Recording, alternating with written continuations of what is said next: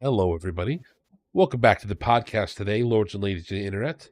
We have a bit of a small grouping today, and a couple more might cycle in as we're working.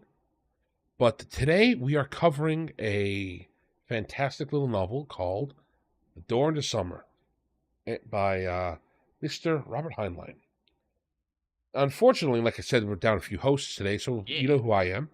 And Shadow will be joining us shortly. So let's start with Mr. Pag. Would you like to give us a little Right bit of now. Oh, welcome, Shadow. Oh, All right. hey So there. How's it going? good. It's So me. we're just doing I the introductions. read Go ahead and the introduce book. yourself. I'm Magic Goat, sometimes called Shadow, sometimes called other inappropriate things by angry people. But either way, I'm a guy who really likes TTRPGs. Excellent. Yeah. All right, and then this is Doesn't have our much to do with the door into summer, but yeah, it has to do with the channel. yeah. That's more to do with the channel. I mean, I read most of the book. I didn't. Unfortunately, I got my timeline messed up, so I only finished most of the book. But I have read a couple of Heinlein books, and they are all very good. Excellent. Not the least which is this book. Excellent. So after the introduction, why don't we give Mr. Pag you a chance to introduce yourself? Hi there. I'm an author, specifically of science fiction novels. Mostly, I wrote something different from my most recent novel, post-apocalyptic fantasy type deal. And I kind of grew up reading Heinlein. I really, really enjoy Heinlein, or at least some of his stuff. So some of his stuff I don't really like. Like his later stuff where it gets really weird, like the book where the main character turns into a woman and then impregnates himself. That one, not exactly my thing. A Time Enough for Love, I think is That that the one. incest book But that Not All Fairies is talking about? no, I don't believe so. That's another one. This book I did. got something funny in it. We'll get to it. Continue. Yeah, there's well the Heinlein always has weird sex stuff. If you Always. love little girls, Um, this is the book for you. Hey, he doesn't get with a little girl. He gets with her when he's an adult or when she's an adult. It's Okay. fair. It's fine. It's fine. It's fine. Anyway, yeah. So the Moon is a Heart's Mistress is like one of the like earliest books that like got me into science fiction. Double Star, also a fantastic Heinlein novel. And of course, everybody knows if they know about Heinlein, everybody knows about Stranger in a Strange Land, which is kind of his like magnum opus, if anything. Which is also a good book. Very strange though. Lots of orgies in that book. A lot of sex stuff. People also probably know Starship Trooper. I was going to Oh say, when I yeah. told my That's dad about that's this, he probably asked if more. it's Starship Troopers. So, It regardless is the of the Starship writing Troopers quality, I guy. think Starship Troopers is Although if probably you read supposed to. Starship Troopers, probably.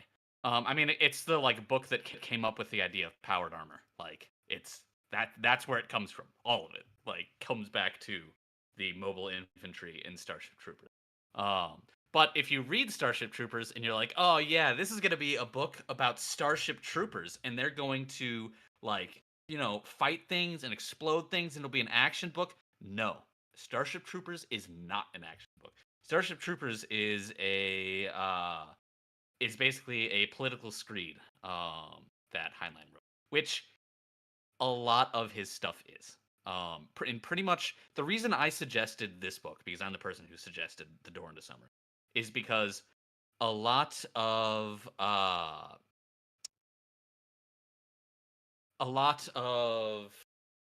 Heinlein's books, he'll have a self-insert character who just spouts exactly what Heinlein thinks about a given subject. But the Door into Summer doesn't have that. The Door into Summer is just kind of straightforward, just a novel with a story. And so I think it's good to get into. I think it's funny you say that because there is a little bit of political screeding going on in this book, but nothing nowhere near as bad as some of the other ones from what I've heard. Yeah, it's the type of stuff that like it's just a minor plot detail that takes up like 2 paragraphs, and that's it. That's all. So, you know, like if you're that sensitive to politics, it's like, well, it sucks to be you. I was gonna say, Stranger in a Strange Land. I'm pretty sure there's a guy post time skip at like a club talking about politics. That's his self insert. Uh, There's a couple all over the place, but yeah. I mean, I haven't gotten all the way through this book in particular, but I have not found any of that. There is a lot of interesting stuff going on though, and there's definitely some interesting stuff going on about like how sensibilities have changed. Yeah, yeah. I think he does a lot of cultural stuff with how like sensibilities change in the future. Yeah. That being said, no. There's a journalist character, like a journalist writer character in Stranger in a Strange Land, who legit is just like Heinlein. Like it's just how he views himself, and he just is consistently like spouting off Heinlein's very ideas. Yeah. Like I can't remember what his name is. But he's like the deuteragonist of the series. He's the person who the main character meets at the very beginning, like crash lands in his pool at the very beginning, and like he just throughout the whole book, he's literally just spouting exactly what Heinlein thinks. I mean, he lives in a ranch house with 3 women. Like, yeah, this is obviously Heinlein's. Like, this is my guy. This is me. I think that is the guy I was thinking about. I guess I thought It is, yes. Okay. He's also just later in the future he's talking about it. Like, but it's just the whole Okay. thing. Yeah. Yeah. I remembered the three wives thing very, very well. Was Mhm. Heinlein a Mormon? Heinlein was not a Mormon. I believe Heinlein was an evangelical, I think. Let's see. But also he nearly certainly lived like a double life and went to all sorts of swinger parties and whatnot. Mhm. It's so funny that nowadays the left is like, oh man, Heinlein is like a fascist, and it's like, no, dude was like hyper progressive for his time, like hyper progressive for his time. He in Stranger in a Strange Land, he predicts a future where the Catholic Church has degenerated so far that it's literally just like, hey, do what makes you feel good, man, type of religion, and you like visit one of these churches and everybody's just having like gigantic orgiastic pleasure just as they're hanging out. Uh, uh, so yeah, very progressive. Like being in Rome all over again. So true. So true. So I quickly got to apologize. Chat's going to disappear for a second. There's been a slight issue with my streaming service, but I continue talking. They can still hear us fine. Okay. Skill issue. Yeah, the internet's just not working very well. I know that my fellow streamer Nebula also is having a terrible time with his internet recently.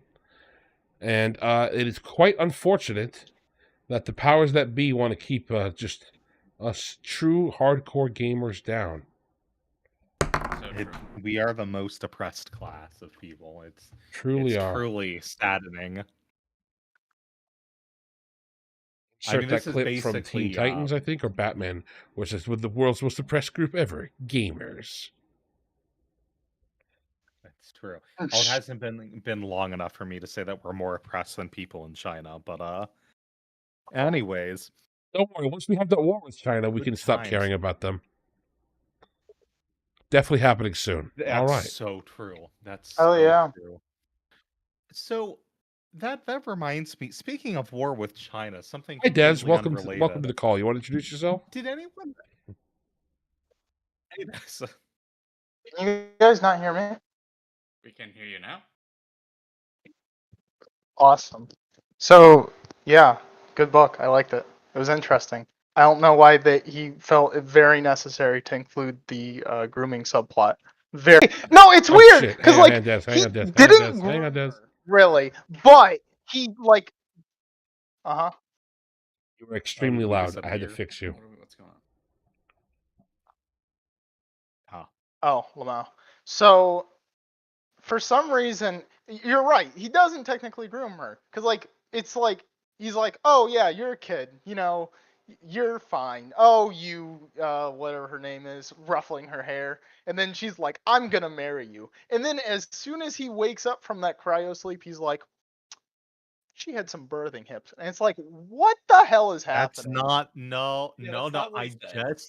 I Uh-huh. just read that like less than an hour ago. That's not what he says. He was literally like, Ricky was a great girl, and she was super in love with Look, me. I'll look her up. Yeah. he starts falling in love with her. Later.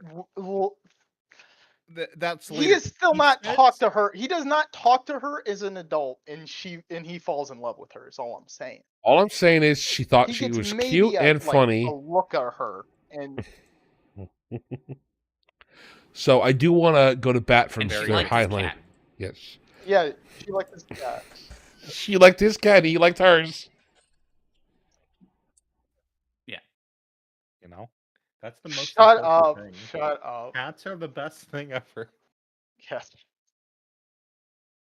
You can ask Pag about how I talked about missing my cat while he was missing his pregnant wife, and how I tried to. Yeah, claim but it you was can get another comparable pregnant when wife. the You can't get another missing- cat. True. You can just buy another cat. You can't. What a What's easier to statement. find, a woman to get pregnant or a good cat?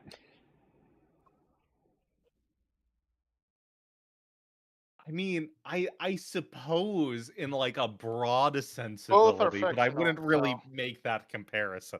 I really love no, my you- cat, but usually when I say stuff like that, I'm being a little Facetious, hyperbolic, a little hyperbolic? overexcited about my cats.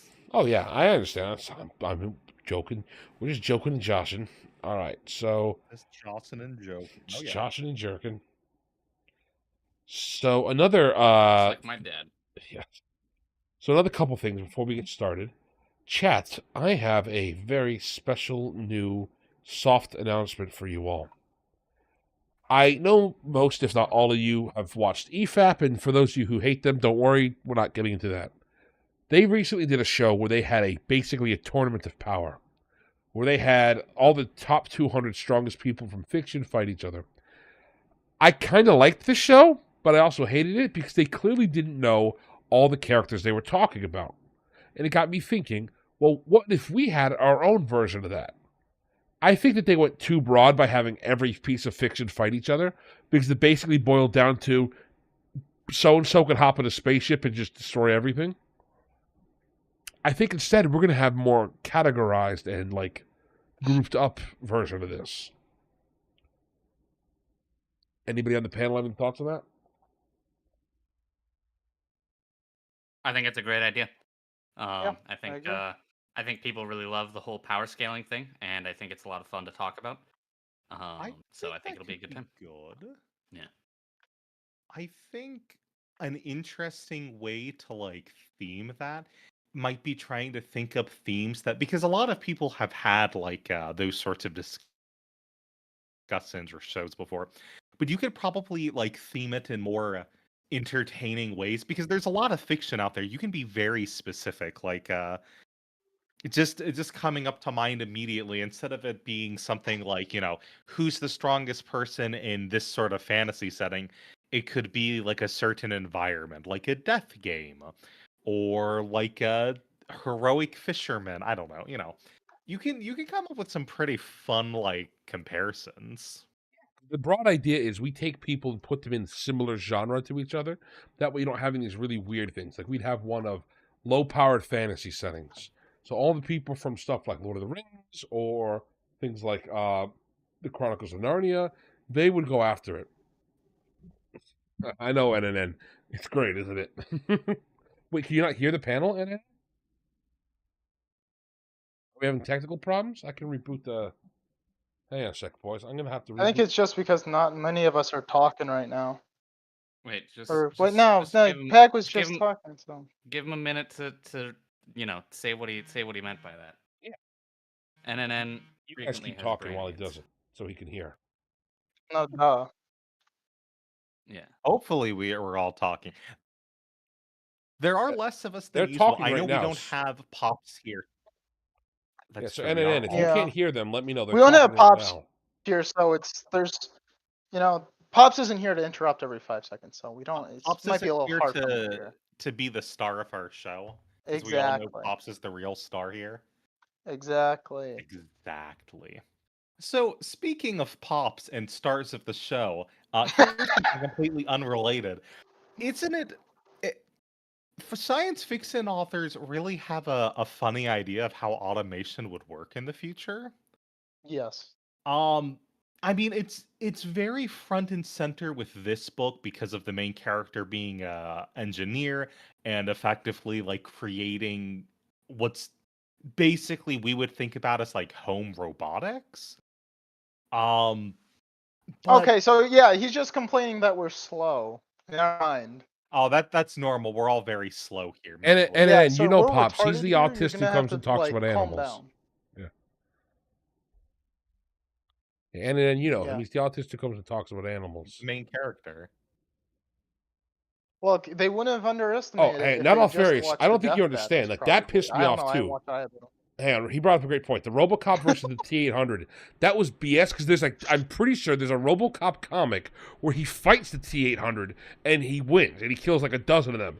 And they had the T-800 beating RoboCop, which is total bullshit. Then on top of that, Ghost Rider lost like immediately to like No Rick way, Ghost Rider Sanchez. does he know?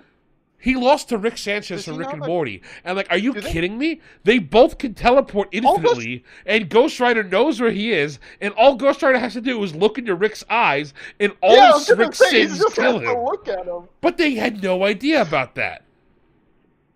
They didn't know about that. That's like No. the base thing for Ghost Oh Rider. my They knew about the goodness, looking into yeah. the eyes thing, but they're like, oh, he can't teleport. Yes, he can. Oh, golly, like that's what I'm saying. I really like RoboCop EFAP. was the worst. The new RoboCop. He said new. Oh, okay. Yeah. Don't He's don't correct about slander that, it. by the way. Look, I haven't You- seen the new RoboCop. I didn't know there It's was. very no. serious. It's It all was like serious. None of the 2012. fun, none of the tongue in cheek, none of the like lampooning aspects. It's like a hyper like real film. It's like I'd buy that for $1. yeah. How did my cousin describe it? It would be like taking a Monty Python movie and remaking it into Jarhead. Really? What a That's horrible idea. No, it's a great idea. What I do you mean? hate it, bro. That's what to I happen to the RoboCop absolutely movie. hate it.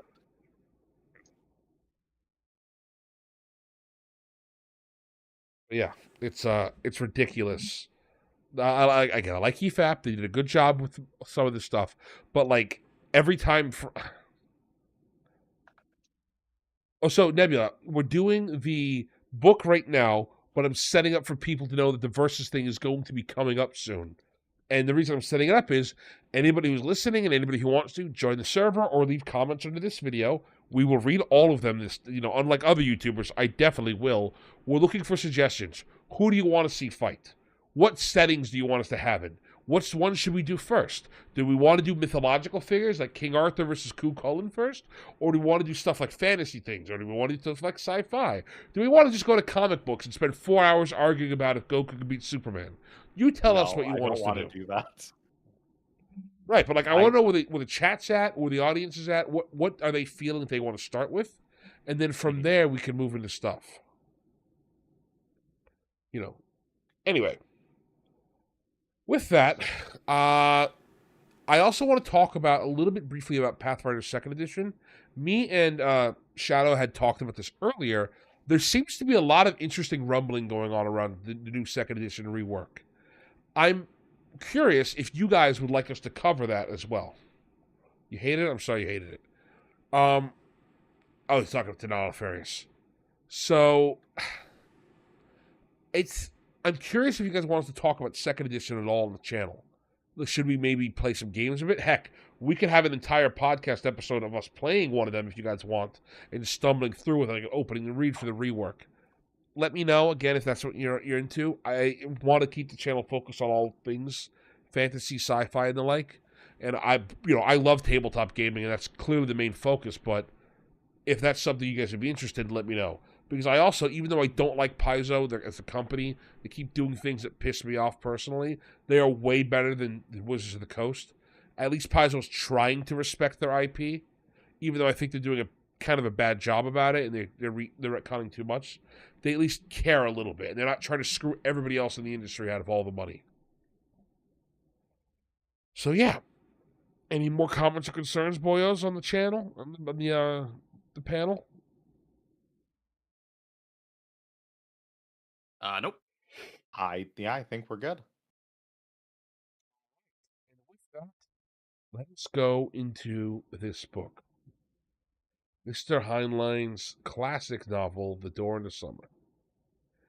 I really, really liked this book. It was fantastic.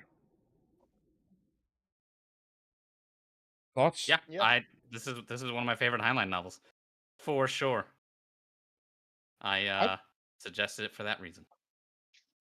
I think it was pretty good. I found a lot of the like mechanics talk to honestly be some of the best parts of the book. It's always very, very entertaining for me to just see like a sci-fi author's brain working, if that makes sense. That makes sense. Just sort of seeing like on the yeah, it's like on the technology level because sci-fi is pretty much just taking guesses based off what you know of like how science will change and evolve and enrich our lives or ruin our lives. And it's like I think this was a very interesting look into the author's mind in that sense. Sort of seeing what he, thought what could happen or what would happen or what should happen or with the gravity stuff, like what could theoretically happen if something else were to happen. I also think something Something really that's interesting is it's an alternate history always novel kept too. my interest. Yeah, yeah, Yeah. I kind of like that. Like subtly Uh, one. You don't know that when you start. Yeah, yeah, he kind of like slowly builds towards it. And on the thing of like it being how a science fiction author like thinks about this, he kind of built it so like um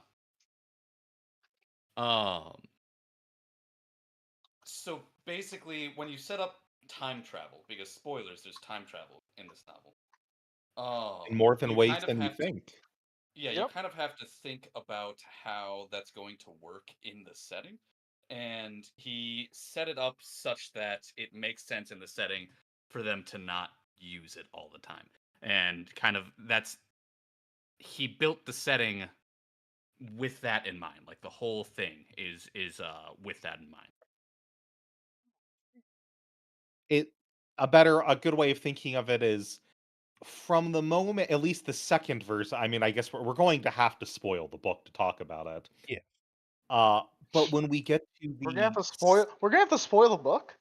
yeah, believe it or not, but for the second version of time travel, he kind of immediately describes why people aren't constantly using it and paradoxes aren't always occurring. It's pretty much built into the realization that there is time travel. Mhm. Yeah. And of course the like original form of time travel that's like immediately introduced into the book in like the first 10 pages is just like cryosleep, which is kind of an interesting form of time travel just in and of itself. It's Yep. time travel the slow way. It's time travel the slow way, and it's something that we actually have. I'm I back. Hey. It's time travel that we actually like have in the modern day, although hilariously in the book, um it's sort of there's an issue with time travel because of businesses failing and it affecting people financially. The real life paralogue involves a lot more dumping a ton of extra dead bodies that no one can keep. So it's a little bit more morbid, the actual version of cryogenics. mm-hmm. Yeah, real cryogenics are Mhm, terribly, mhm. terribly Yeah. just done and efficient. But I think that is why the novel so cleverly has it set up as this is an alternate reality. This is an alternate history. That's super important because now Heinlein, instead of saying, man, it looks like nobody gave a shit about these people who went cryogenically into sleep. No, this reality, they do care about them because they hyper care about them. Now it's explained why they're better maintained and why they actually get through cryogenic sleep instead of, like you said, our reality, where they kind of just slop off and die. Yeah, It's also yeah, they just kind of suggested- Oh, sorry, go on. perish and turn to goop, and then you spray them out it's of the not inside, good. or their bodies are just lost. Like that happened a whole bunch with the abortive attempts at cryo sleep in reality. Like the company would collapse and we just don't know where the bodies went. They're just gone. That's funny. Yeah. Unfortunate, but hey, it what else you So gonna do? correct me if this comes up later. He mentions in in the beginning of the story, it's mentioned that cryo sleep is very important due to a war that occurs. That's part of the reason why people care more about Never it. get Mhm. details on it, Yep. but we know that San Francisco was nuked. Yeah, yeah, we know that there was a nuclear exchange with China. It's presumable that DC also got nuked, because the capital becomes Denver. Something Yep. interesting about Horrible that. choice, by the way. Continue. So, well, I mean, it's in the center of the country. It's kind of nice. It's right by the Yeah, but that mountains. means it's That's near not so South bad. Park. True, but there's nothing wrong with South Park, other than all the terrible things that happen there. Satan and Saddam Hussein have Oh. their gay sex. There's a lot of things wrong with South Park, okay? I wouldn't want to live in It's South Park, fine. so all I'm That saying. that seems like a great reason for the U.S. government to be there. It's Yeah, you know what? I was That's fair. gonna say it's just sounding more realistic, honestly. You know what? Fair, I Yeah. take it back. That's the only location the U.S. government would want to willingly set up. Exactly. But Mhm. so something interesting about the whole like cryo sleep thing. Like with the cryo soldiers. I don't know if Heinlein intended for this to be like a question in the narrative. But what if they did send a battalion back in time? Like what if they actually did do that? What if that's how they got there? Because how would you have frozen and known where to freeze these guys beforehand if not? And he expressly talks about being able to send people back to like a convenient time. Um so, just that's just something to think about. And also the novel kind of sets up the idea that the whole thing exists, like the whole story exists because of the time travel working when it worked. And so nothing else could have happened because it worked. Like the character, he knows he'll successfully time travel back into time because he is where he is and what has happened has happened. There was no like nuclear detonation that went off in Denver in 1971. Thus, he successfully went back in time. Like there's no other possibility. So that's just a thought I had while reading the book. Something interesting to explore thought wise. Yeah, so I do Is think maybe that they did. I think that I want to get into details on that because before we start spreading our wings too much, I wonder if a plot summary might be useful for this one. Just a quick one to help those who definitely finished the whole end of the book. Nudge, nudge. Understand. So the setup Yes, is I did do that.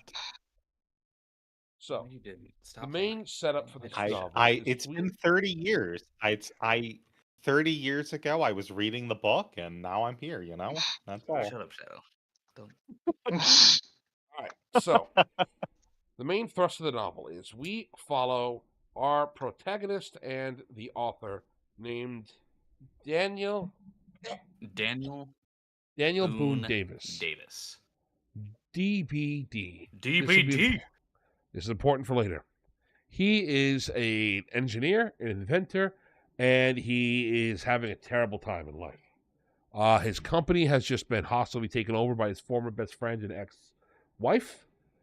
They are also banging now, his ex-wife and his No, best fiance. They Yeah, weren't fiance, married. fair. Ex-fiance. Still, he was in love with her, and then she left him for his hotter, cooler buddy named Miles Gentry.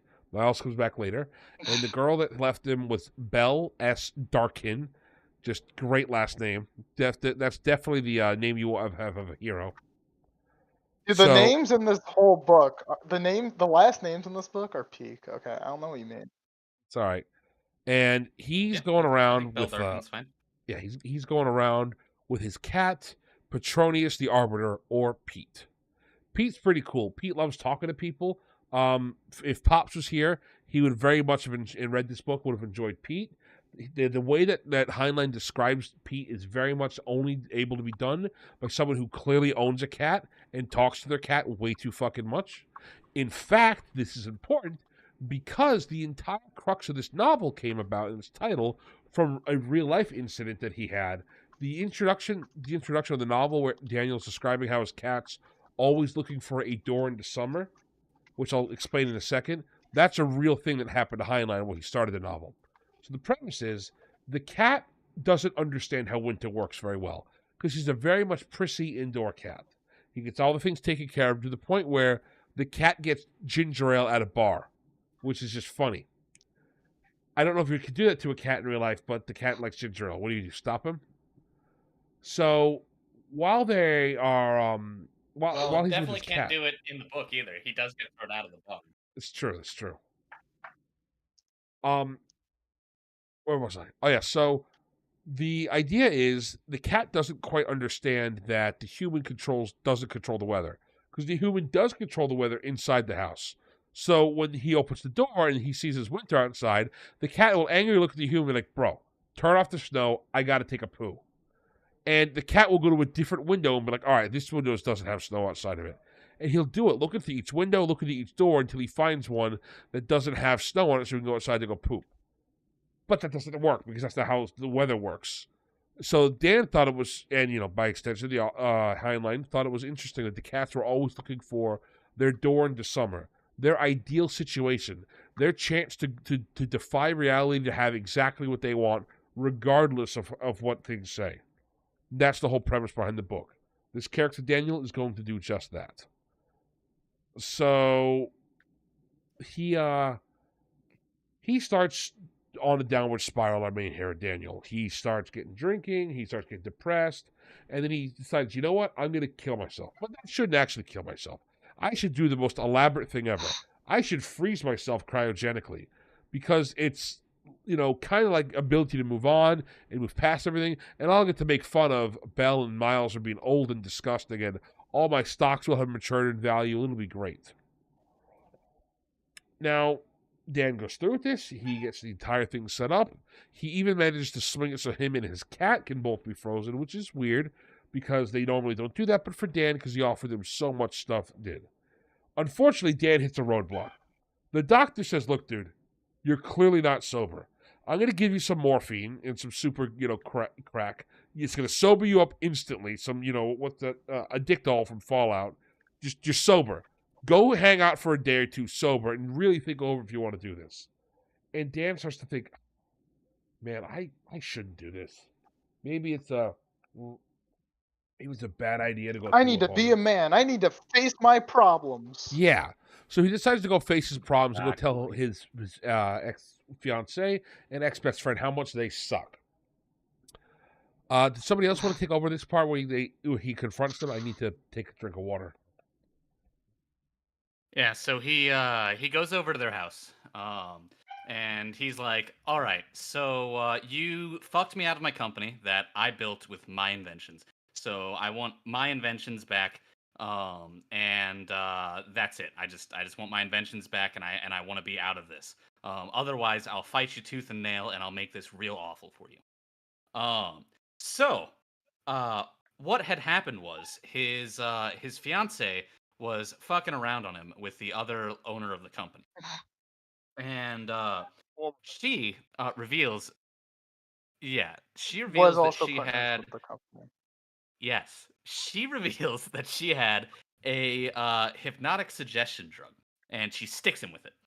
And That's so first he rails against them about like, hey, this is here's the whole thing and how I know that you cheated me and I'm gonna get lawyers for it. And then she's like, No, you're not, because I'm gonna then hypnotize them Yeah, with the yeah. So drug, he tells him he's gonna the make trouble zombie with them drug. if they don't do this fair, and then she hits him with the hypnotic suggestion drug. She basically says, you got to you're going to go into the deep sleep and you're going to sign over all of your possessions and everything to me before you do it. So you're poor and destitute before you do it. So because it's a hypnotic suggestion drug, he does so. There's a bunch of stuff that happens right here He that's a little bit he strange. actually doesn't Like, sign over the stuff because he doesn't have the stuff. He sent it to Frederica before the night before, actually, or no, actually like yeah, 15 he'd minutes already before, signed right over his before he stocks, drives over. so it's not it's not a successful attempt on their end to get all of his stuff. Um, but it is successful in getting him to put himself into the deep sleep and so Yes, he not be does in go trouble. into the deep sleep, so he's not in Mhm. trouble. Yeah, that's true. And they do that So by saying that he's their sibling and he's like sick and just gonna die or whatever. So this is how to save him, quote unquote. And yeah, she does this because she all apparently right, I'm gonna go has grab another beer. You connections to take the over. company. Okay. So then he wakes up and he's like, basically gets a big culture shock of like, oh, this is the future, the far off future of 2000. And from there, he uh, tries to get a couple jobs. He starts at basically a job. He first gets a job where basically it's digging a hole to fill it back in as they just scrap cars that are built specifically for scrapping. Um, but eventually he goes to the company. He's like, "Hey, what happened to the company that Miles built up? You know, when he sold it, he's like, I should just go there." So then he goes there and he basically when gets his way into the head guy, and the head guy's like, "Yo, you're the guy who made all this stuff. We can use this guy for publicity." So he uses it to like gain more skills, learn more engineering. Because I mean, his engineering's 30 years off, and I mean, Yeah. it's So a couple things. basically imagine something from the 90s goes to the to today. Like engineering's completely different in Yeah, most so a regards. couple of the things. After Dan was drugged, they stole all the money from him, and they also killed his cat essentially because the cat left, and they're like, let's just leave it here. They're not going to bring it with him. They drugged him and convinced him to go into the cryo sleep. While there, the stock that he had in the company was called Hired Girl. That was the robots that he invented back in the 70s. They were very basic. Like you could program the robot to do one thing. Like, hey robot, you clean dishes. And this robot will just clean dishes. Or hey robot, clean my floor. It'll just clean the floor. It spends his whole life cleaning the floor. And that was the robots that he had in the 70s that he was working with throughout the time there. Okay. There was an interest, while he was, coming out of the cryo sleep, he started messing with another one of the robots because it came in as an intern. And he realized, hang on a sec, this robot looks and acts like mine. And he checks through its serial numbers and finds one of the patents is for Flexible Frank, which is the robot that he had designed back in the past for Hired Girl, the newest version of them, before he got in a fight with them. And, they all had the big issue. So he says, dang, man, I need to go, like Des said, get a job. He works some dead end jobs before he finally decides to go find Hired Girl or the company who ended up buying Hired Girl and come on to them. It's called Gary Manufacturing or Gary. I don't know how you pronounce it. And they are the ones who said, That yeah, sounds right. yeah. They're the ones who say, hey, we own Hired Girl, and like Des said, we'll take you on as a figurehead. While there, he finds out that his friend Miles had died in 72, so only 2 years after Dan had left. So if Dan had managed to stay there and fight for 2 years, he would have gotten everything. He also has been getting phone calls this whole time. And as Des had thought, and me, we assumed this was going to be Ricky, because Ricky's his friend from the past. She was his best friend's daughter, so he was kind of like her uncle, if you will.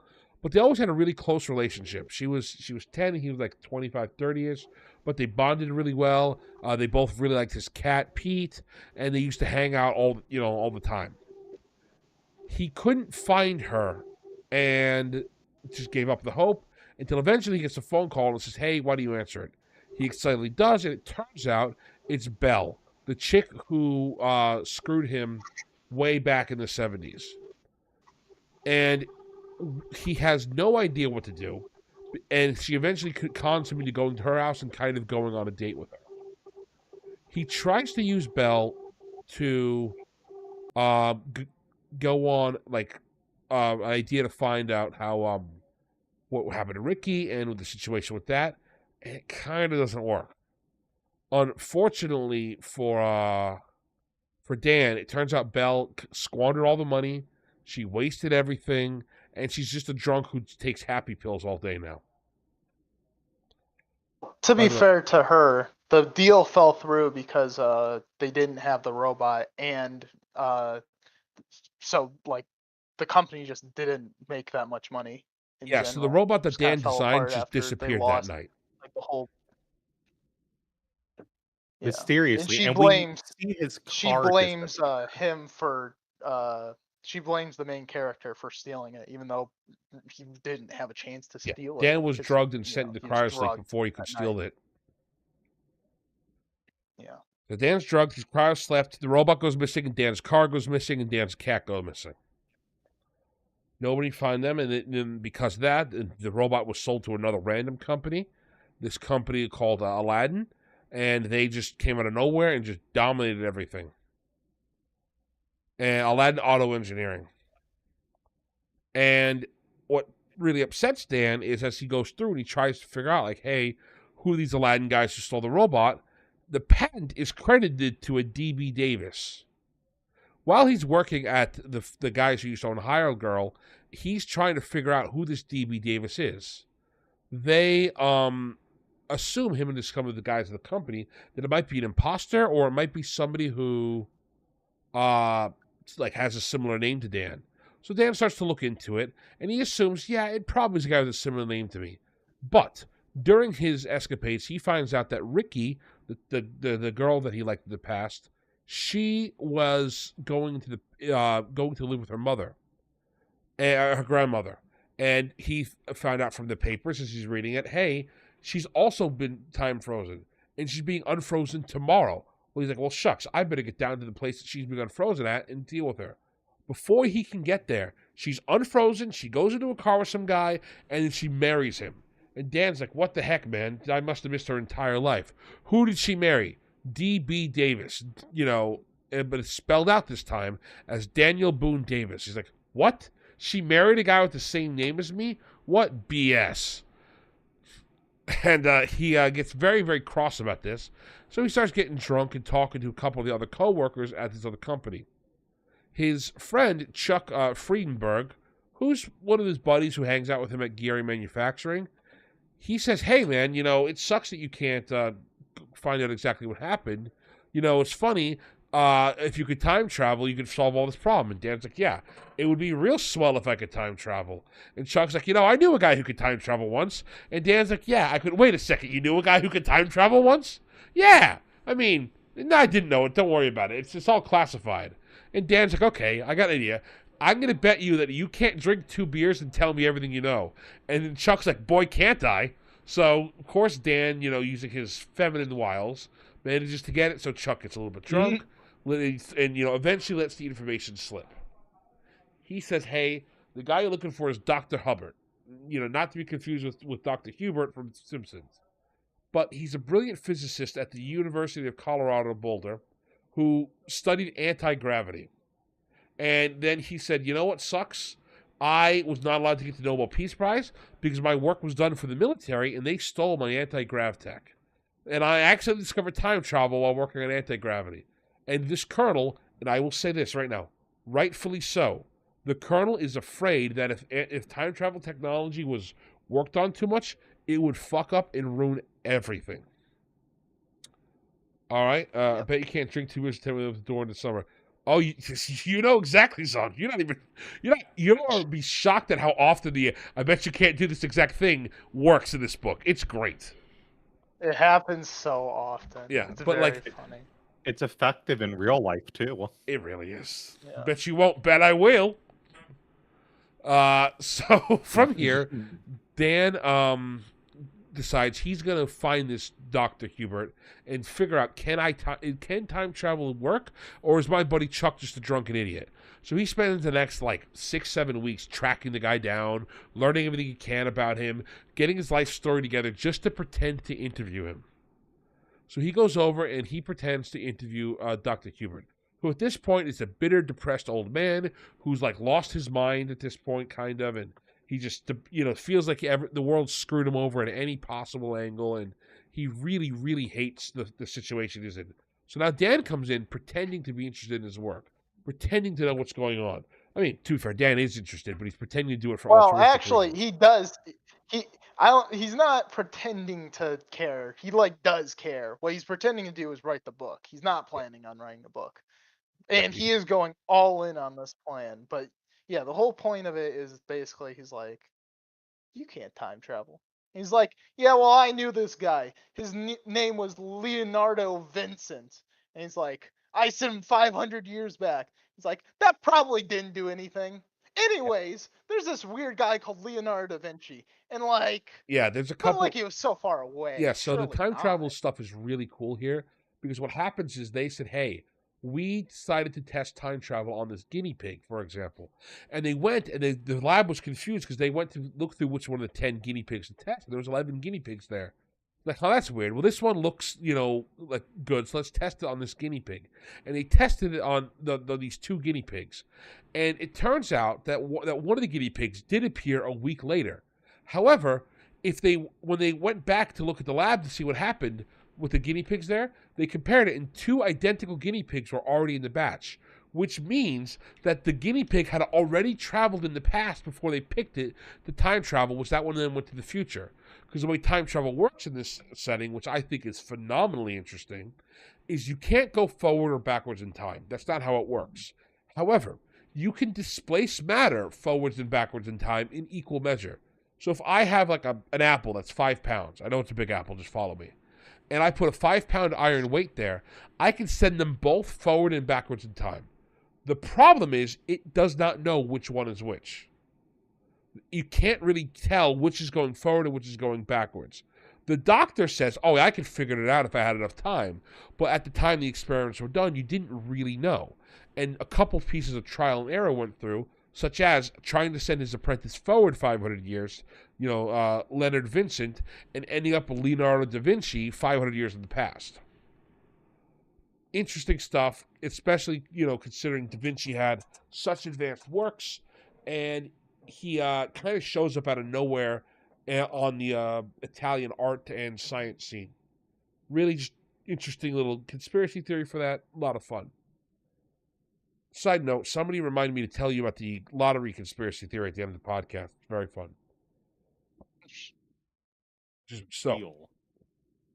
Now at this point, Dan's convinced this is going to work. The scientist has explained to Dan, Hubert, everything about it. Said, here's how it's going to work. Here's the setup for it. Watch. I'll show you it can work. And he gets a quarter, and he says, Dan, give me 2 5-cent pieces from your wallet. Mark, your name onto it. And Dan does. And he sends them. He throws them in the machine. One goes forward. One goes back. What are we doing right now? So, Wolf, we are recapping the episode, the book for the podcast right before we start getting the details, talk over the themes of it. The book that we just read is The Door into Summer by Robert Heinlein. And I'm just at the good part of the recap.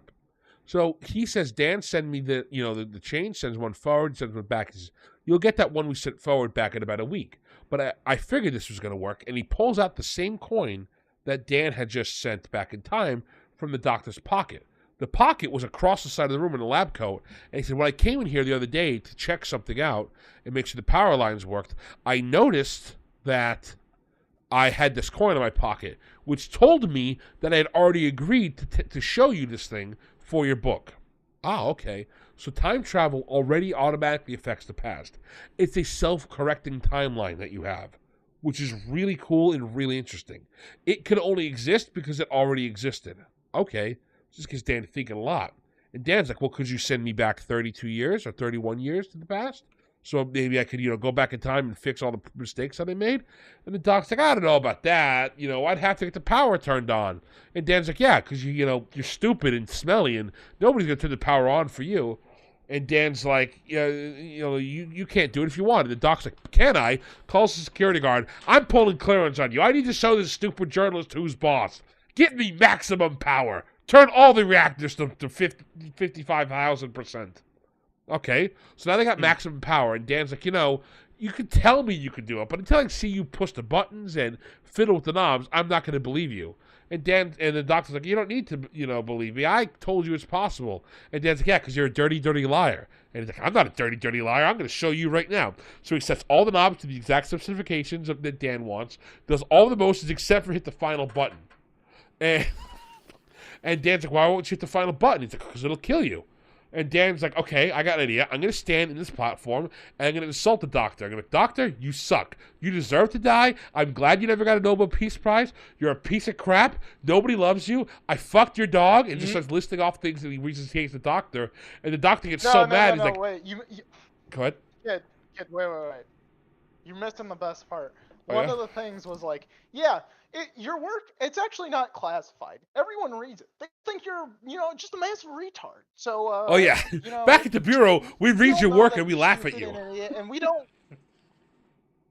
Yeah, we don't. It's not actually classified. Literally everyone knows about it, and you're just stupid. So, like, yeah, people at the baseball games read it as a joke. Like, did you see what doctor said? Yeah, he's real crazy, and he probably smells like feet. And the doctor's like, oh, I'll show you, boy. I'm going to hit the kill you button. And then he does, and it sends Dan either forward or back in time. And the doctor's like, oh, shit, I just killed a guy. But really, it was Dan using 5D chess. So now Dan gets sent back in time. Unfortunately for Dan, he's sent back in time to Denver, Colorado 30 years ago. This is before the university was built. So he just starts falling from the sky. But not too far. For you see, the university, the people who donated to it, had specific recommendations when they donated to it. They wanted the university to be dug down about 20 feet from where it was originally, like the land, so it was sunk down a little bit, which means the second floor, which happens to be before this laboratory was on, is only about 10 feet above the current elevation. Weird how that works, isn't it? I didn't just happen to request that. So Dan starts falling, real and crazy. Real random chance there. yeah, random chance, so nice. Now, while he falls and lands, he's in his futuristic getup, and he's like, all right, did I go into the future or go into the past? And he makes a note. He's like, all right, I can tell if I find people with clothing, because I've noticed a trend. People are wearing less and less clothes the further in the future I go. And he looks around the corner, and he sees two nudists, and he's like, oh, crap, I went 30 years into the future. So Dan talks to them and says, hey, what's going on? And after some shenanigans, he finds out that no, he went in the past. He just landed in the middle of a nudist colony. And the guy he lands on top of is a lawyer. So Dan and the lawyer start bonding. They start becoming friends as Dan tries to explain to him, I'm a time traveler. And the lawyer's like, okay, man, like, you're not a time traveler. You're just kind of weird, but whatever. And all of a sudden, Dan starts inventing these crazy inventions, these brand new robots, these incredible things. And then the lawyer, John Sutton's like, dude, this is insane. I think that, you need to get these copyrighted and put to market. And Dan's like, I don't actually have time to do it. So I'm going to sign the rights over to a company that we hold. Okay, well, what's the company going to be called? You need to call it Aladdin Automatronics. Trust me, because it makes wishes come true. He doesn't say that, but that's the subtext there. And he does that. So he says, all right, let's take a look at the situation here. And he goes out and he copyrights it and he gets all that done. So Dan says, all right, my next thing is I need to invent a drafting machine and all these other things. He invents like 10 things. And he said, I need to make sure that nobody gets these back. So I better go sabotage it. However, first, I need to get my holdings in order. So he gets all of his money, he gets all of his finances, and he gets a big nest egg built. Then he goes to his ex-girlfriend and ex-friend's house the night that they drugged him and forced him to go into cryosleep. While there, he steals his own car, he steals the robot, steals the drawings, and steals his cat back, which, based. He then takes the cat and the robot out to the woods. He takes an axe and completely destroys the robot, destroys all the instructions for it, and scatters it to the winds so nobody can possibly find it. It is no relation to Hired Girl. He then takes the cat to a local Girl Scout camp. After some careful negotiations with the local scoutmaster, he manages to find Ricky. That's the daughter of his armor buddy, his business partner. Now, Dan, she's physically 11 and emotionally like an adult, as the book says. She really is bonded with That always Dan. holds up in court. Just shut up, you. Wait, I don't think the Look. book says that, kid. I don't think the book ever says that. I don't Yeah, the think book know, actually but does just- not say that she. I You're don't trying think to the make book it ever sound says that. better.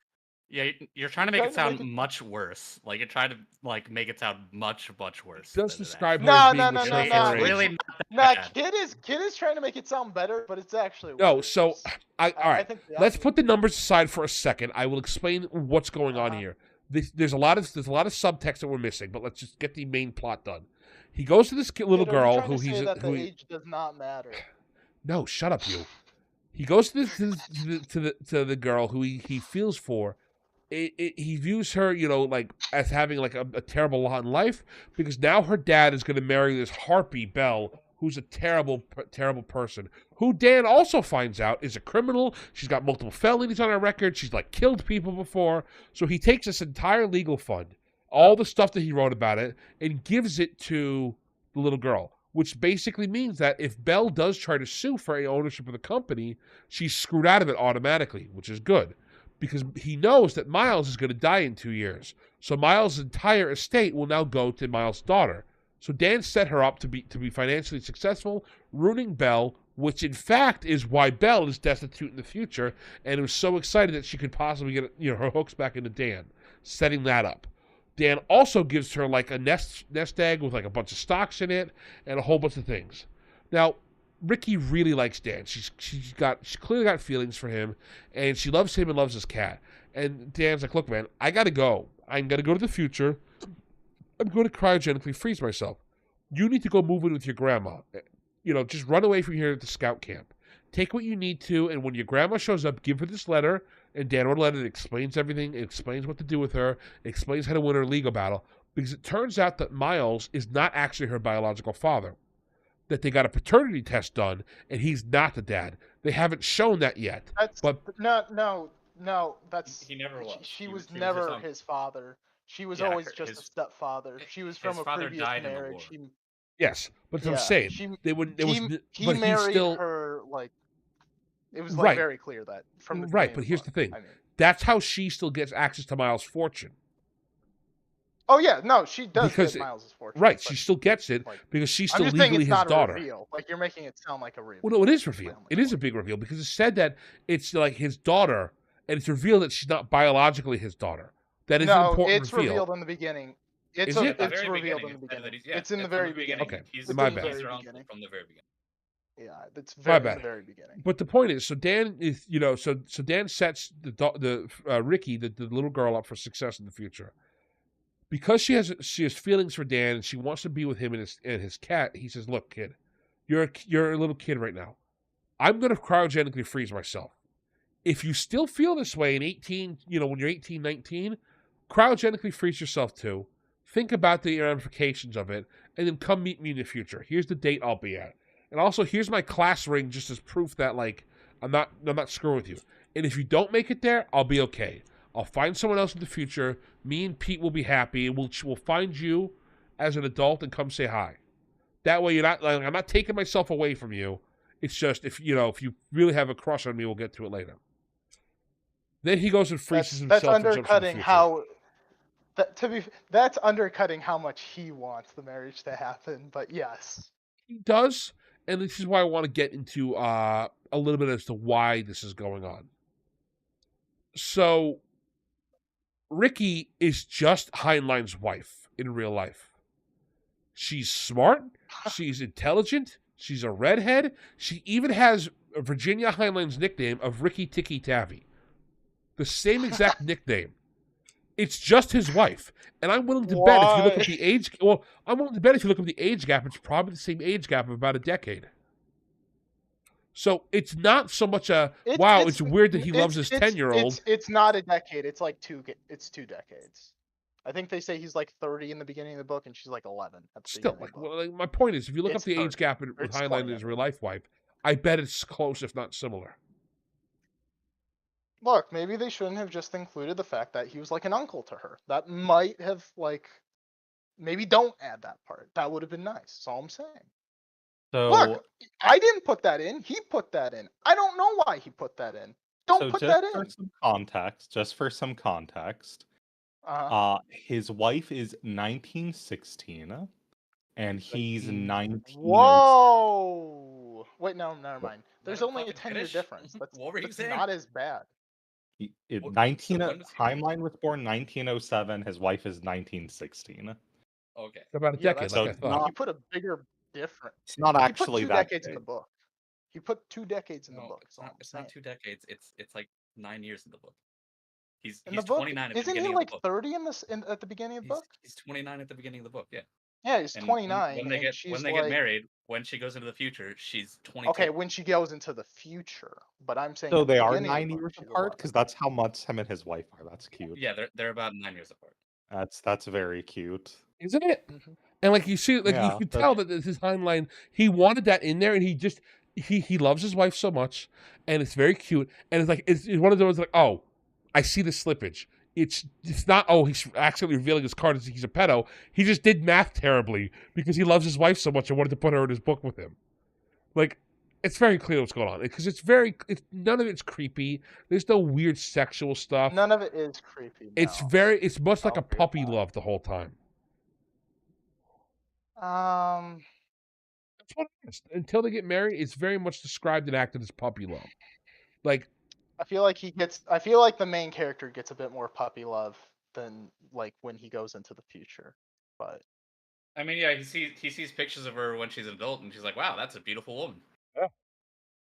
he's only talked with her when she was a child. okay, I'm gonna be honest though. If you talked to Lindsay Lohan when she was 6 and they showed you her pictures when she was 22, I'm pretty sure you'd have a different opinion on her, my dude. I Yeah, would. you'd be like, I don't yeah, think maybe I I get would be like. I don't think I would be like. Yeah, I would want to marry her based solely on talking to her when I was 6, and then like Also, looking however, at like though, a here's picture. something to consider: Hang on one is second, that I he gotta roast him. already. Go ahead, Shadow. I was just gonna say he already knows that they're gonna get married, or he at least has a suspicion of it. He does.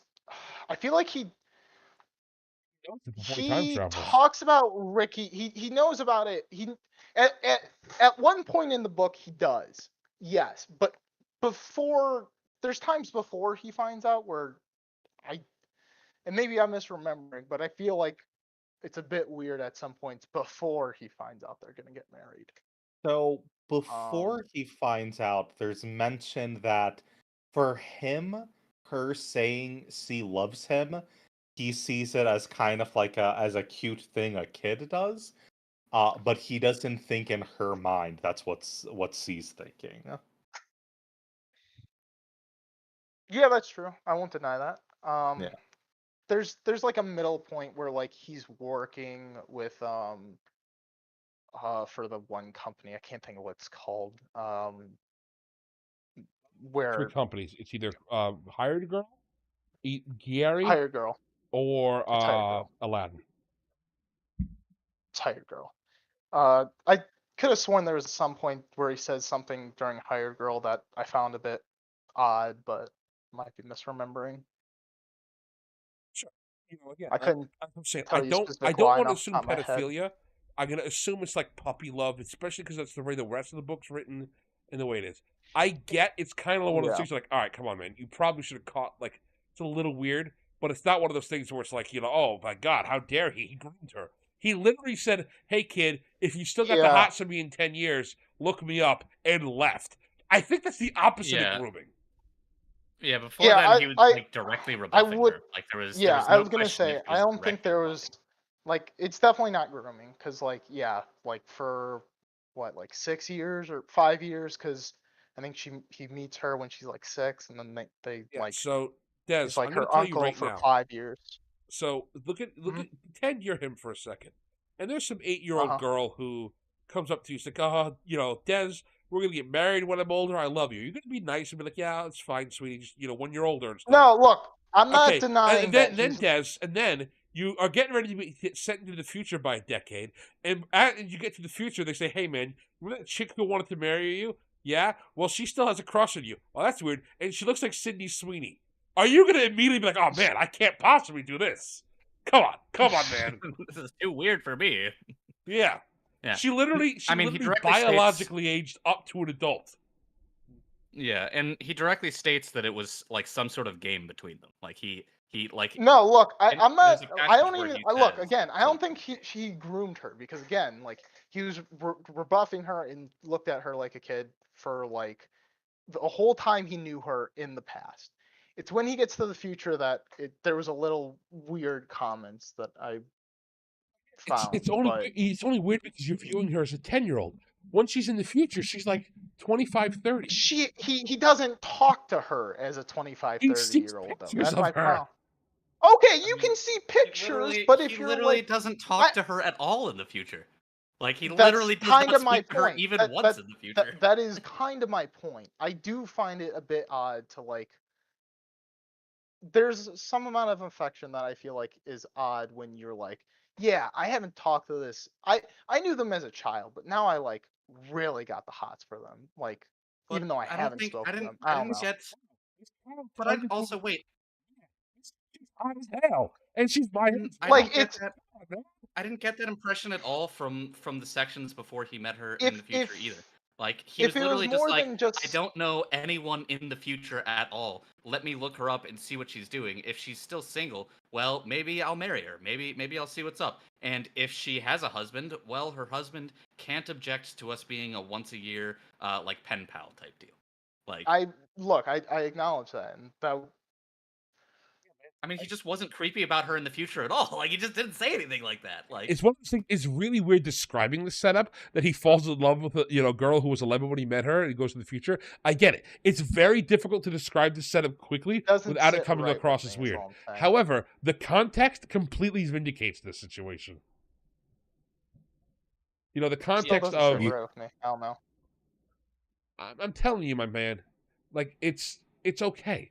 Like I get it. We're trained to be looking for this type of grooming situation ever, but he's very clearly not a Muhammad type situation. This is very much No, a straight look. shooter. I won't deny he's not doing that. And it's not even like he I'm waited for her not to be saying like he does, 16. but Because if you said he waited for her to be 16, that's still a little yeah, creepy. no, Even though I think it was he legal did at the wait time. for 21. Yeah, like she's 21, He not waited for 16, 21. not even 18 when it's legal. Where it's like, all right, that's you waited to the literal Yeah. second. No, 21.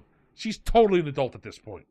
She went to college. She managed to go on multiple dates, and everybody came up lacking to the man who had her favorite pet cat. Apparently, I also want to mention that reading how the cat is described, it made me like Heinlein the more. as a cat being person. described is so great. It's so It's great. it's perfect, and it's like, wow, I feel like I could be friends with the author. Just like hearing him talk about the cat, it was great. yeah, for sure. You can tell that he's like actually a cat lover. Yeah. No, absolutely. Yeah. Just the fact that he describes him as like an old battle scarred cat and whatnot, and all the sections about how like how the cat must have felt, because at one point in the book he believes that they just turned his cat out loose. They like that was the end of Pete. Like they just turned him out and he was never able to get like shelter again, and he just died in the street somewhere. And that's a really sad section of the book when he's talking about that. And Super sad. yeah, the way he describes it, like how betrayed the cat must have felt, and whatnot is just fantastic. He does a really good job characterizing the cat. Characterizing the cat. That was So we all agree the cat's the best character in this book, right? Yes, yeah, quite possible. without a doubt, of course. It's funny. This is the only book I'm ever going to say this. The only character besides the cat that was like a morally good person is the friggin' lawyer. This has got like the best lawyer in all of fiction. Wait. Okay, you're selling him a bit short. He's not just a lawyer. He's also a nudist lawyer. Okay, along with his nudist wife. I There's thought you something were going to say thematically he's a appropriate. lover. He is a lover, that's true. There's something very thematically appropriate about the nudist being very open and honest. I think Yeah. that's a good little touch. Mhm. Although again, Heinlein and weird sex stuff. There's a lot of that going on. They go hand in hand, So honestly. you know what? Mhm. Honestly, I do want to dive into this part now. This is something that I found fantastic about this novel is all of the little details that reinforce the theme, the ideas, the names, everything is done perfectly. The most basic down-to-earth American name in the book is Sutton. That's the most common one. That's the name that the lawyer, who's the nudist, who's just the average guy who's got no machinations to screw anybody over. That is good thematic theming. Also, like I mentioned earlier, when when Dan first makes this company, it's hired girl. Why? Because his mind is on a young man's pursuits, basic ideas. He doesn't have greater aspirations for things. So that's what's going on there. Then the next one, the company is Geary. What's important about Geary? It's corporate. It's industrialized. It's a crushing and oppressive environment that you're more like a cog in the machine. It's literally that. That's why it's called Geary. Then the final company he works at or invents is Aladdin.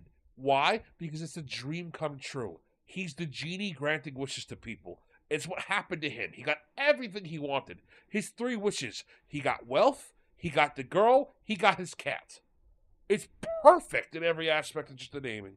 And it's one of those things where, as an author and like a dungeon master, damn it, is it awesome to finally have a novel where I can look at something and be like, this is just so nice. It's so nice to have something like this. And I'm going to make a reference that a lot of people are going to laugh at because they know me.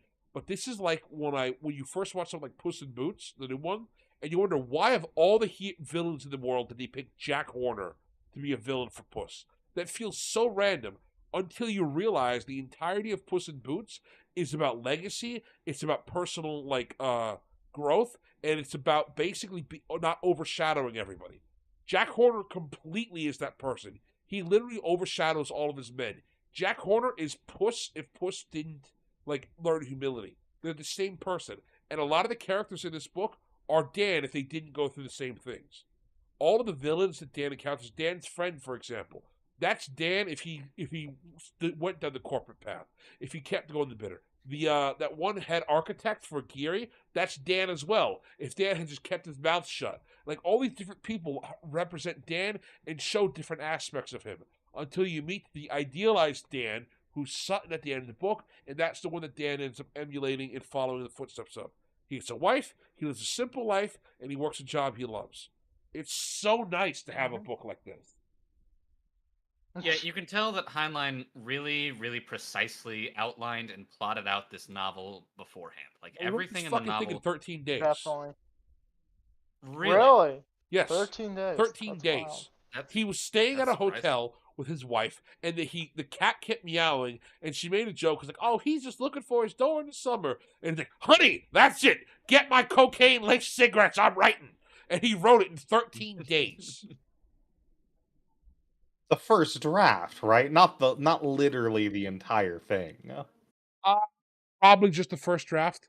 It's apocryphal, because it was published in what was it?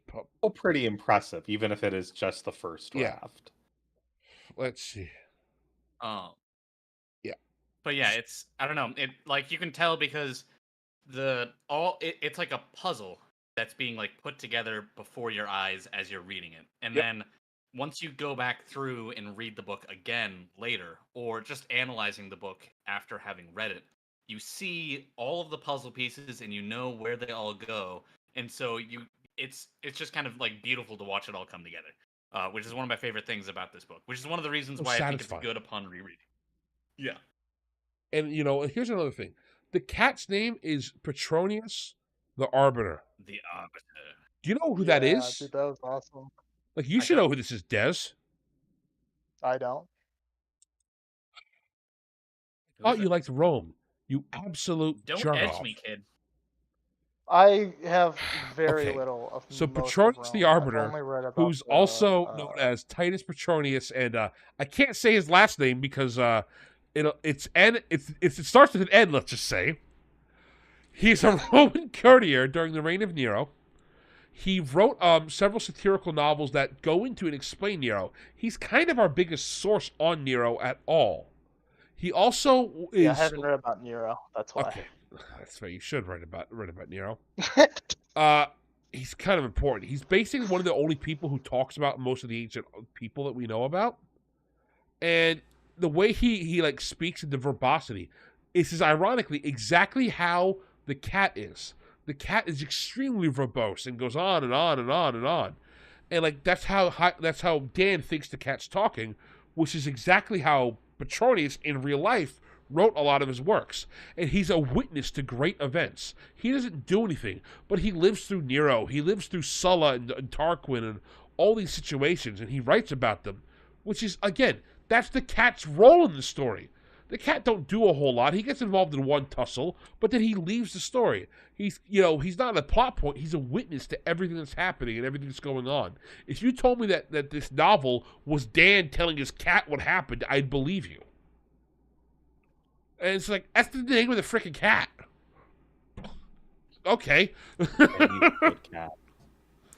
That's what I'm saying. Like, when you're looking into the details of this thing, it's just fascinating. He does it. Yeah.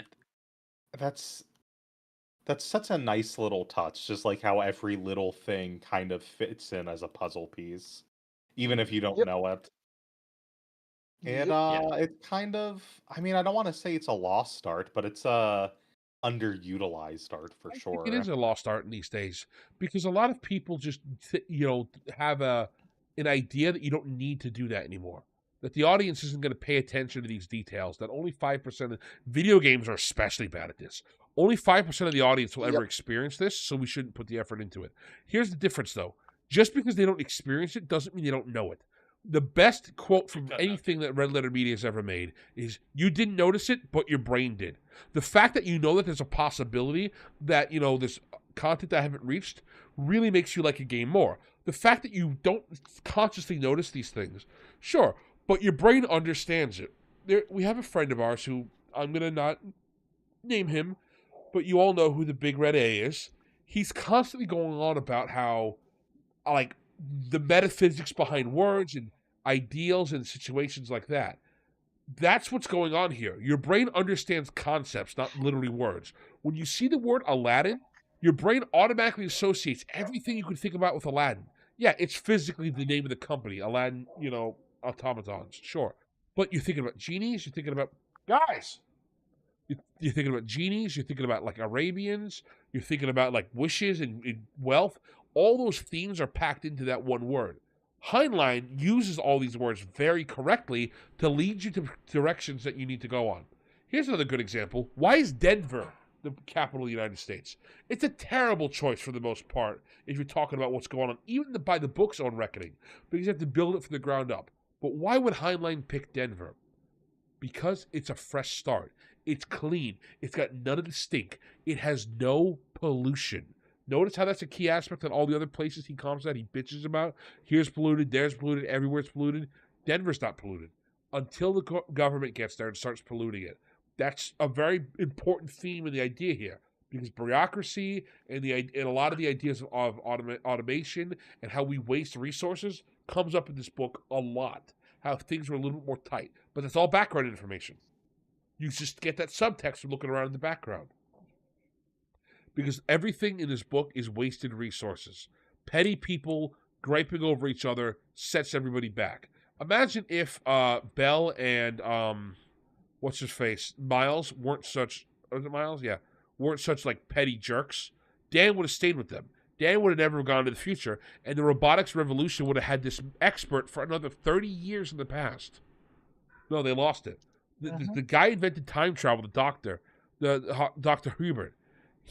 His invention was just squandered and thrown as a side thing because, petty, short-sighted people didn't look into it. It's fantastic. You look at it like this is another piece of subtext going on here.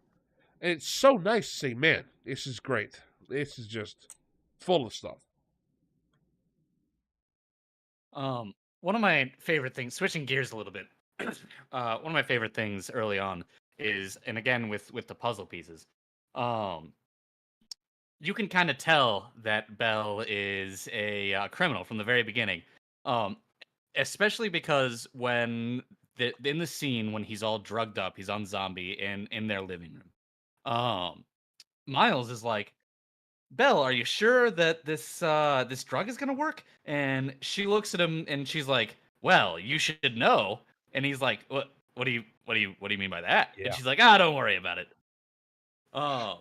Yeah, And that was it just kind of, horrifying. yeah, for real, yeah. Like you can tell from the very beginning that she's already been pulling these shenanigans for quite some time. And Well, even the fact that she has the drug, like, it shows that On she's hand, been. yeah. Yeah, because, like, I think he's like, hey, this is illegal. And, like, as he's getting drugged, he's like, you can't do Mhm. this. This is illegal. It's like, That's a crime. really, this is what you're thinking right now? Which is, I mean, Yeah. he even notes it. It's funny. Like, he's like, he doesn't think, like, huh, it's weird that she's doing it. Like, he still trusts her at that point. Mhm. Even I like that after all everybody the gets what stuff. everybody gets what they deserve by the end of the novel. I think that's a so good and yeah. the name is important. Bella is short for belladonna, which is a very beautiful poison. Oh, like, come on, Yeah. man. Even this random it's- bitch got a it's good good. name. Mhm. All right. Now, here's something. So he also meets the lawyer again at the end of the book 30 years after, and the lawyer's like, son of a bitch, you did know, you really were a time traveler. And he's like, yep, I really did. And I think that the best Anyway, part go about the on. lawyer is he's like, I don't know, I don't care how you did it. Congratulations, because again, that's the down to earth man thing. Like, I don't need to know. Congrats that you pulled it off, buddy. Because I'm successful already. The lawyer's like, I'm happy with where I'm at. You gave me a multi-million-dollar corporation that I'm in charge of. All right, Yeah, he's like, oh, whatever. so Sounds good. Great to see you again. all right, I got a really fun thing for chat. Excuse me, chat. I would like you all to tell us if you want us to do this. I will get these four guys, or these three guys, I should say, together, and we will do What? a special viewing of something. This got made into a movie. Now you might say, "Well, how have I never heard of this movie?" This movie came out in the year 20. Oh, are you talking about the Japanese one? Yeah, It was a 2023 movie. yes, I was. It's 21, Oh, but Yeah. yeah, it was ported into Oh, English in Really? 23, I believe. That's wild. But yeah, thanks for spoiling it, Des. I was leading up to something. All right. So yeah, if That's you what want you us, get for not letting me know that I was not supposed to spoil it. I mean, it was very clear I was leading into something, but whatever. So chat if you want. I think it'd be fun that we Let's kill it, record a kind of like a movie reaction thing to this. I will just tell you now, it'll be set up very much like EFAP movies. I'll have our pictures at the bottom of the screen, and I'll have clips of the movie going on screen where we talk about it. If you think that'd be fun, let us know. I will gladly put it on there, and maybe I'll make it for a either available like I'll put it on the YouTube channel and have an extended one for members. Let me know. Let us know. I have no problem wrangling them. I think it's gonna be very funny because it's on Netflix, so it's to the high sign of quality. And all the character names are completely different. And What? yeah, here I'm gonna read the description. I mean, it was made in Japan, so. Oh, yeah, that's fair. Well, clearly the plot's different too. Oh. Yeah. In 1995, robotics engineer and inventor Soichiro Takawara loses his late adoptive father and mentor, Dr. Mashida's company, FutureWorks Enterprises, to his business partner, Kazuhiro Mashita, and company secretary, Rin Sarishi. Rin had been Soichiro's fiancée. He manipulated him into giving her enough voting stock to allow her and Kazuhito to seize control. Soichiro's only remaining friends in the world are Riko Matsushita, the daughter of his late guardian, as well as his cat Pete, a feisty tabby cat who hates going outdoors into the snow. Left with a large financial settlement and a handful of FutureWorks Enterprises shares, a drunken Soichiro opts to undertake the cold sleep at Caduceus in hopes of waking up 30 years later to a more hopeful future. And then, the plot continues from there. So, yeah. Uh, it's basically, instead of us following Dan, the plot is Dan had a kid, and we're following Dan's kid instead, who goes through the same journey because Dan died off screen. Wow. Just think about that for a second. That is very interesting. You know, Yeah, I'm into it. so it's one of those things. Like, I have a few theories as to why the change was made, and I'm really curious as to like why would they do that. I think part of it's the age gap thing, but another thing of it, the Japanese are very focused on familiar power and familial structures. So having this be like a family drama is way more interesting.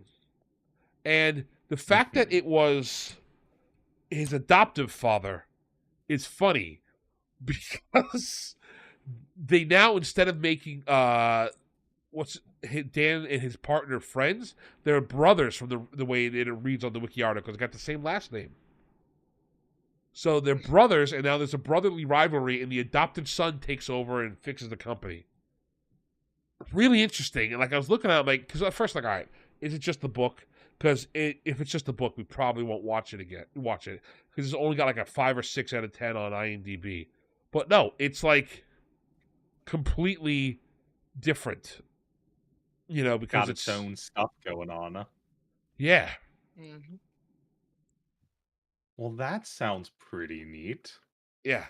Also, Hey. apparently the robot, like there's a robot character named PD-13, and PD-13 has like the ability, like he's personally assigned to him, so he time travels with him the whole time and stuff, and like he's got a robot companion. And I'm sitting like, I'm like, what the fuck is going on here? Like, I need to know what the hell's happening. So yeah. I need. Honestly, I can see why they would do that for a Japanese audience because they kind of like robot companions. Does it replace the cat? No, the cat is still there. Cat's still there, but here's the thing: the cat's also named Pete. So this is Pete-13. So does it replace the cat? I don't know, because the cat gets mentioned and then stop being mentioned, and that's what I'm saying. Like, I kind of want to see this film now, and talk about it with you guys and record our reactions, because it's either going to be fantastic or awful, And either way, that's great content. isn't it? Yeah. But yeah, Yeah, I'm chat. So if totally this into it. video gets 20 likes, I know that you guys want us to do it. So go ahead and like the video now. Leave it in the comments. I I'm figured liking 20 it myself right now. Excellent. I figured 20 odd likes is about right. We usually get about 5 to 10 on these things, so if we get that'll be double. That'll be a clear indication that people want us to watch this thing, record it, and upload it. Yeah. The people love it. So, and it's only 118 minutes, so it's just under 2 hours. And I'm really curious, like, is there an English dub or is it English sub? Because English dubs, if this is like a mid-tier Japanese movie that got English dubs, we might be in for some hysterical voice acting. Look, it's gonna be peak. Okay, calm down. It's going to be awesome. magical. That's the word we'll have to use. Peak fire. It'll be So like true, going Monkeys. through a door into summer, one might say. Oh my goodness, he said the thing? By the way, they did say that thing in the book, and They I said it a clapped. couple times. Yeah, I clapped. It was great. I did clap every time it happened. I mean, it's kind of your duty to clap every time it happens, honestly. Mm-hmm, mm-hmm. What, the 40s or 70s, something like that? Like a long time? 50s, I think. Yeah, 50s. So that was not even a thing. The title drop. It's funny. Like, it's almost quaint because it's got the title drop in it. You know, it's not cynical and evil these days. All right, with that, I was looking at something. go ahead. He published this book came out like 2 years before Starship Trooper. Yeah, I believe. Really? Only 2 years. Only 2 years apart. Huh. But also he published a ton of books in this year. Let me see if I can find his. A lot of them came out as that wasn't the first year they were published. That was the first year they were published as a book. What happened is there used to be like monthly magazines that you submitted a chapter to.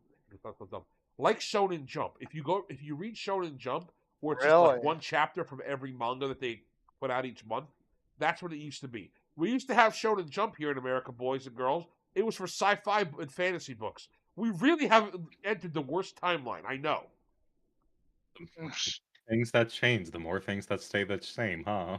Now you gotta go to Yep. Reading Road and read a bunch of mediocre crap on there while reading Tag's book. Out now, by the way. Yeah, not mediocre crap. Chat, I hope. have to fully admit, I have not read this newest one, but the last 3 books he's put out were pretty good. So as long as he doesn't just go full Stephen King on us, we'll be good. Yeah. What a statement. A true one, but a statement nonetheless. So much more Tolkien than So Stephen King, your career. Never go full I Stephen King. I mean, the dude is like the most successful author ever. So I mean, you know, maybe going a little bit Stephen King wouldn't be the worst thing. Like, you know, I'd come give you on. credit for Like, that, except I said your Fair. career path. And I think Tolkien has got more Oh. bang for his buck. If Tolkien didn't start so late in his life, he would probably be like an uber legend.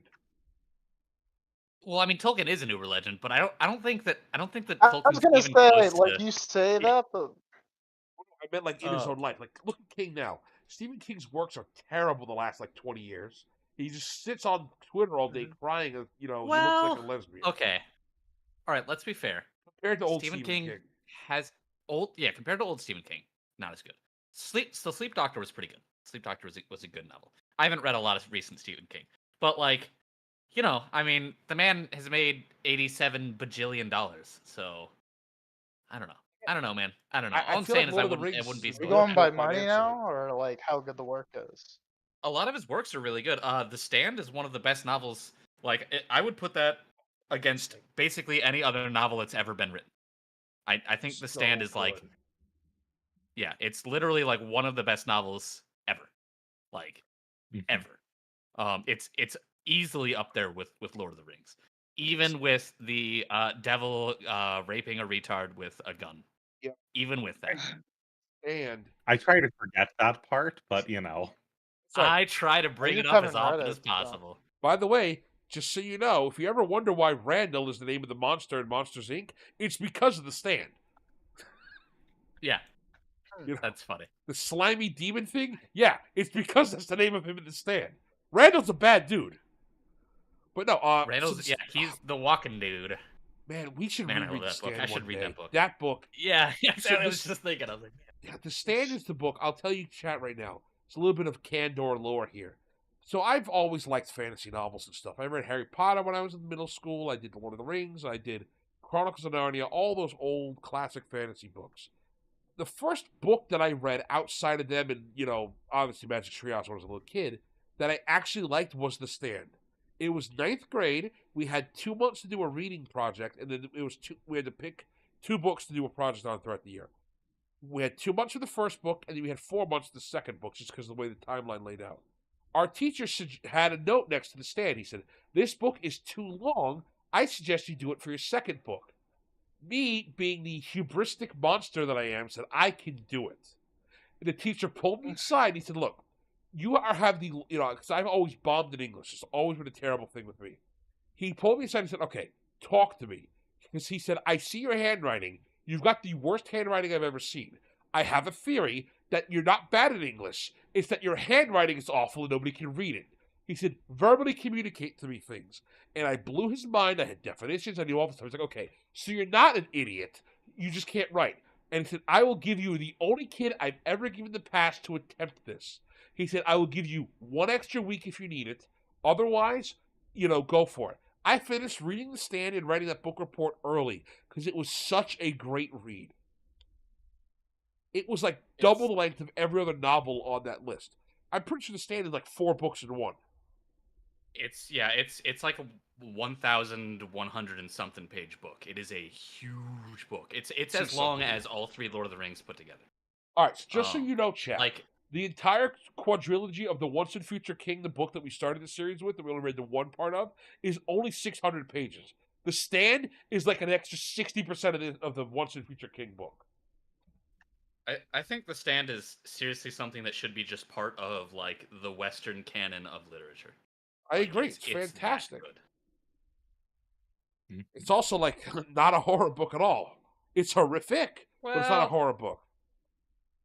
yeah, there's some horror elements to it. Sure, but I think horror elements. So that's another tangent I want to go on one day. We should talk about how horror directors, the reason they frequently become good directors, isn't because they're just like have some secret sauce.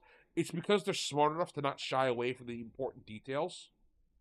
Mm-hmm. You know, that's why the reason Lord of the Rings films are so good is because Jackson was a horror director beforehand. He wants to show you all the details, and he knows where to put the camera for maximum impact. Same thing with Stephen King. As a horror writer, he knows where to put the camera, if you will, in the book to show you all the terrible, terrible details so you fully understand what's going on. Mhm.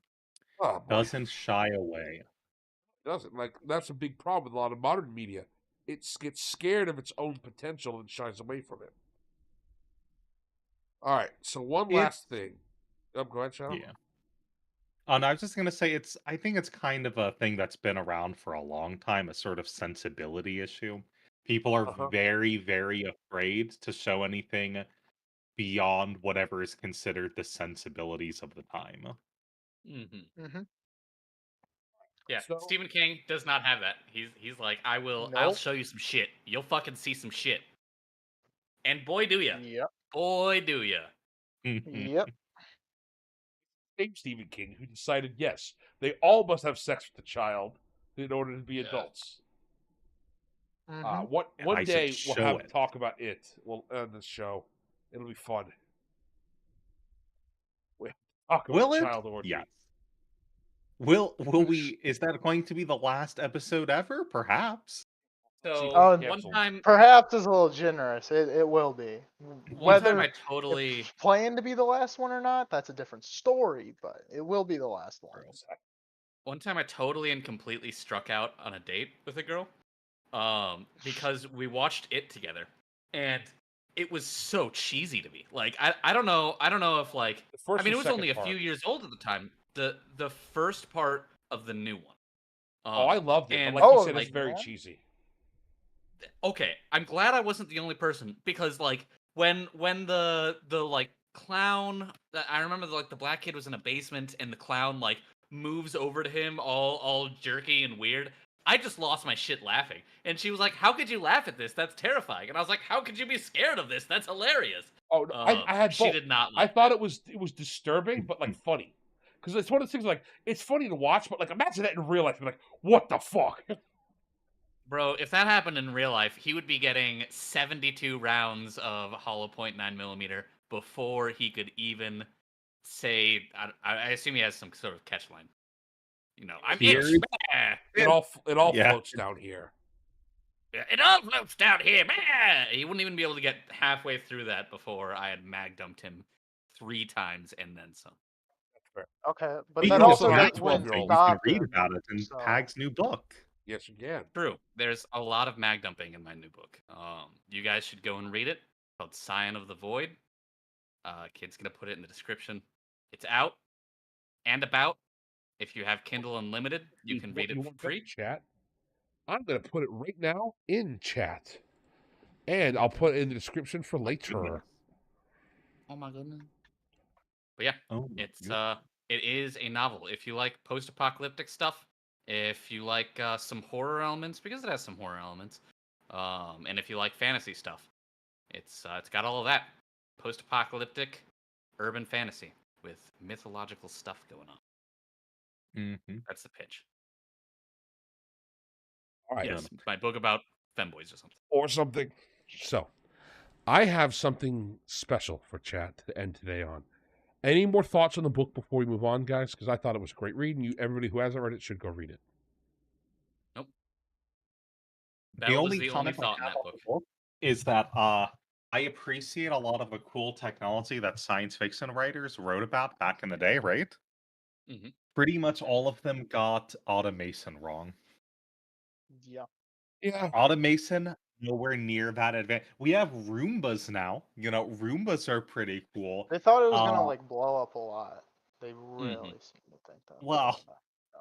they don't blow up a lot. It's just that like they're not that. I have a room. Well, it's not You a room misunderstood what I meant by blow up, but I mean, I wrong may have blow up. I taken that didn't get word like too super popular, like Oh yeah, explode on the they grew market. up in popularity, but they're still kind of dumb. They're not Yeah. that great. No, yeah, yeah. So, Yeah.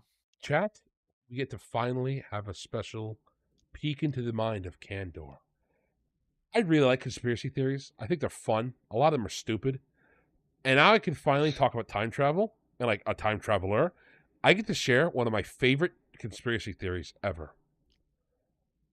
The lottery is a trap for time travelers. So, the conspiracy theory goes like this. In the future, time travel is a thing. So they know that. So they went back in time and they set up the lottery system here in our reality. They did that in order to catch rogue time travelers who illegally are going back in time and attempting to start up stuff. That is why when you win the lottery, there's so many verification tools and so many things you have to go through to actually win the lotto. That's also why all their names are publicly known. Because that way you can verify and see if people are time travelers. This is an interesting conspiracy theory. No, I love that. No, I It's love so that. much fun, Actually, isn't that's it? awesome. That's awesome. It's just like I don't know. I don't need it to be true. It's true in my heart. It's just perfect in my soul. It's just that's so much fun. See And you too. Yeah, It I can gets dig it. it gets brought up more than you think. That conspiracy theory, even if not directly. Like I know there was a Canadian time traveler show called Travelers. Uh-huh. It's not a trap in that show, but it's confirmed in that show that that's how the time travelers finance their like war to save the world. They're basically trying to stop the apocalypse, and that's how they finance it. Is they send people back with lottery numbers. That's part of I it's mean, to be someone's fair, job. that's like what like a ton of. I mean, one of the probably most like stereotypical things for like a time travel show is like, what's the first thing you do? You buy the lottery. Like, And that's the it's other part of the in conspiracy theory. They've probably like paid off every single one of everybody them. to write that into the story beat, so it's the only thing people think of when they travel back in time. Ergo, making it easier to catch people because they think it's a good idea, because all the media says it's a good idea, because the time travelers set up our media to tell them that it's a good idea, so they do it. Brilliant. It I just love makes it. sense if we're being honest. I love it. It's one of my favorite conspiracy theories. It is endlessly harmless. It is so much fun. And that's one of those things like me and my dad were talking about it because we talk about the book. I said, this is one of those conspiracy theories that like if you're watching the X-Files and they had a whole episode dedicated to this, phenomenal. I can't wait for it. It's probably not true. People just like to gamble and throw their money away. That's more likely than not what the actual answer is. But like if the X-Files tells me this is what's happening, I'm down for it. Let's go. Full episode on this. I do want to believe. Exactly. All right, Want it Poyos. to be true. With that, I think we're going to call it here. Fantastic covering the book. Next week, I'm not sure what the episode's going to be on. I have a couple theories, so if anybody has any suggestions or topics they want us to cover, let me know here on the channel or in my Discord, which is linked below and linked on the channel of the Discord. Remember, if you join as a YouTube member, you get a special role in the Discord. You also get several emotes, and you can join for as little as 99 cents a month. I am also 99 going... cents. Yeah, I'm also going to be doing a raffle for Pag's book where we cover it on an eventual version of the book club. With that note, go vote for the new book club books to see which one we're going to do. So far, it's going to be, are we continuing King Arthur, or are we going to move into the Thomas Covenant series? I'm looking for 2 more suggestions, so it's a 4-book poll. So swing on down over there and let us know. With that, yes, plugs. So we are plugging stuff at this point. Des, what do you I want to plug? myself. Yep, Pag plugged his I book. have no plugs. Stop asking me for plugs. I will ask Des you every doesn't do time. anything. And I I'll will have have a nothing to plug plug almost one every day. time. Almost certainly. I will never have anything to plug. All right, Well, so I will Des wants you to buy definitely- my book too. That seems reasonable. I don't see any issue with this. Yeah. Yeah. Okay, so Magic wants you to buy my book too. Yep. Excellent. Excellent. Excellent. Not that I'm biased or anything. Mhm. So, yeah. With that, I think that today's a good day to wrap everything up. You all have a wonderful day, lords and ladies of the internet. And I'll talk to you all later. Goodbye. Take care,